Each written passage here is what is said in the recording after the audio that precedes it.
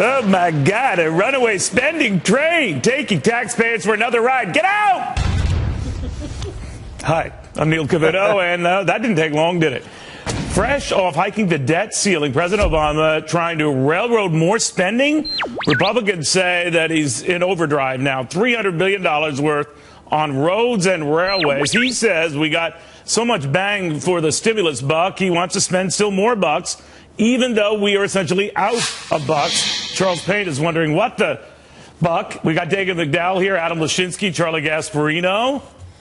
Charles Payne, what's going on? To quote Ronald Reagan, there you go again. I mean, you got to be kidding me. It's a horrible Reagan impression. I know, but listen, I know what you Give meant. me another 3 years, 5 years, 10 years to get the, But the reality is that it's really nuts. I wonder sometimes if the president is just delirious. I mean, he's just throwing these numbers out there and these game plans out there. We had an infrastructure project. It was a grab bag of money. It did nothing. It did nothing for local communities. It did nothing for the greater country. Spain had a program like this that was outrageous. They built the second longest high-speed rail in the world, brand new highways, 42 airports. They're the brokest Western European country in the world now. It doesn't work. It does not work. You might buy votes, but it hurts the country in the long run. All right, I'm going to put you down as a maybe on this spending. Dagan.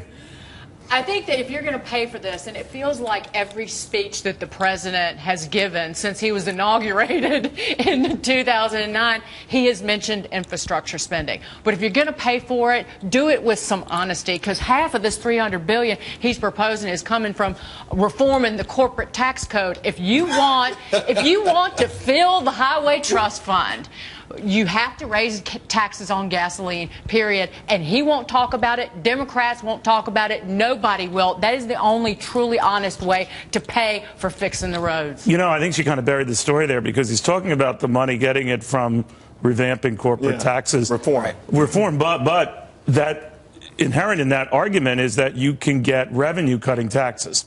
So I think what he's saying here, I'm already pre-spending that, but I wish he would just sort of acknowledge that budget-wide, just cut taxes. And not even that, he should just explain that $300 billion, we're talking billion, I thought I saw million for a second, but billion is not, even that's not enough. Do you realize that? Right. When you could spend $800 billion, and that's not going to jumpstart the economy in a meaningful way when the government starts directing the projects. The best way to do it is give businesses some assurance that they're not going to be taxed to death, that they can hire people, and they won't get crushed on taxes and regulation. That's the only thing you can do. $800 billion stimulus package was needed. What wasn't needed was the government directing the winners and the losers. Well, it's a very good point, but Adam Lashinsky, I think it misses another point. What are you doing with the $120 or so billion you're getting through federal sources, state sources, local sources to address our roads and bridges? Because they're still tumbling down. They're in awful shape. I'll be the first to acknowledge that. But before you ask for another penny from me, I'd like to see you account for the pennies I've already given you. And they don't do that. Well, I think you put your finger on it, Neil. I thought that opening video, by the way, was meant to show crumbling infrastructure, not, a runaway train. That is the problem. I don't assume, you assume, I guess you feel like the administration's not, or the government doesn't say enough about how the money is being spent. That's exactly what I'm saying. My assumption is that the $120 billion isn't enough, and I would encourage us to think about it this way. An additional $300 billion of spending on infrastructure, which is the subject, is an investment in ourselves. That's like putting principle you're not into answering your my home. question, Adam. Adam, I'm saying, I agree with you. Yes, we need I to do agree some to of that account infrastructure. better. No, you're not listening.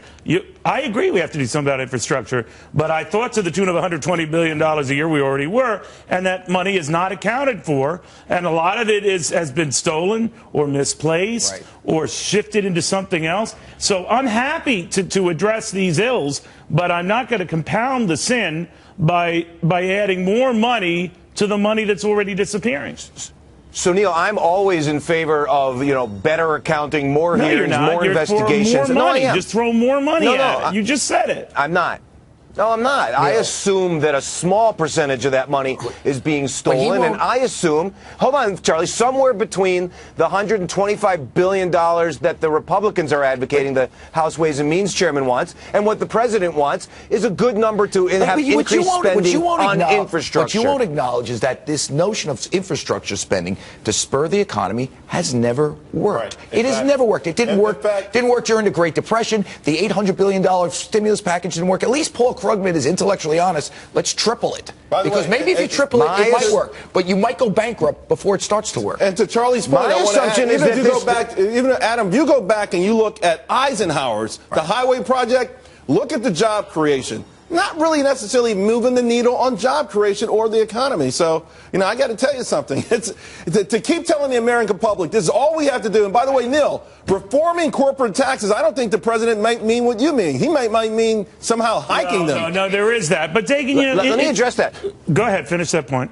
Well, no, I just wanted to say, in my view, this is infrastructure spending to improve infrastructure, not to improve the economy, not to create jobs. What infrastructure are we talking about here? I mean, let's be honest. The roads, the bridges, the tunnels, the waterways. All right, Dagan. I do believe I agree with what Adam is saying about if you're going to sell this, just be forthright about it. Our roads are in bad shape. You know what? We've taken $50 billion from the general tax fund, that is taxpayer money, and put it in the highway trust fund because we're not getting enough money from, say, gas taxes in this country. Listen, wait, Dagan, I love you dearly, but that should hardly be a Fox News alert, right? Or a business alert. No, I think the fact of the matter is that we have robbed Peter to pay Paul and taken money out of Social Security and other nefarious means to rob and steal from everyone. I think it would be awakening for people if they thought, hey, I don't drive a lot. I'm trying to conserve my own money, but your taxpayer dollars are going to cover road damage that you didn't cause. Why is the infrastructure crisis not any better? Why haven't we dealt with the infrastructure crisis any better since the $800 billion stimulus package? That was supposed to go to infrastructure and shovel-ready projects. It never works. I love how you use that word. Why is it a crisis? What? Why is it a crisis all of a sudden? I don't think it's a crisis. Okay. He lives in the city, so he really doesn't. You drive up 48th Street every day, it's a crisis. But we sell. But New York City, I run every now and then. Yeah. New York City spends money, sells bonds, and should be taking care of its own infrastructure. I just don't understand why, if we have such a crisis, why it's not any better after you spend $800 billion. Touched that at the outset, as did Charles. There is this other annoying little issue of not having the money at all. You could talk about strategically investing, but we have nothing to invest or strategically do. Absolutely. The Chinese leaders. But that is what's the most irksome here, because the president, hope might spring eternal. You get some money with the corporate tax reform. Like Charles, I think the jury's still out on that. But we don't have the liberty of doing a lot of stuff we might want to do because there's simply no money in the till to do it. The bottom line is that the president should be focused on spurring the economy. Well, he says this will spur. I know he's going to tell you which incentives. Spur the economy, call off the war on success, call off the war on business, lower taxes, spur the economy. Watch this bad boy come to life, and then you'll get the money. We do have unlimited money. We do have unlimited money. But this is the kind of spending that makes for great photo ops, because you buy a lot of big equipment and you get some people out there working and you send camera crews out there and people drive by and see people standing around filling potholes and they're like, oh, that's how the government should work. Charlie was coming alive. Charlie was coming alive for a moment there. He was making an important point. We do, in fact, have the money. There is money in the till. But it's a scheme. We can borrow money. We're broke. We don't have money. Come on, Adam. You can't count borrowed money as money. Everyone else. Yes, you can, Charles. In fact, you can. Is because the United States is its tallest midget in a room in the world, that we have unlimited borrowing capacity. And that's how we pay for this stuff.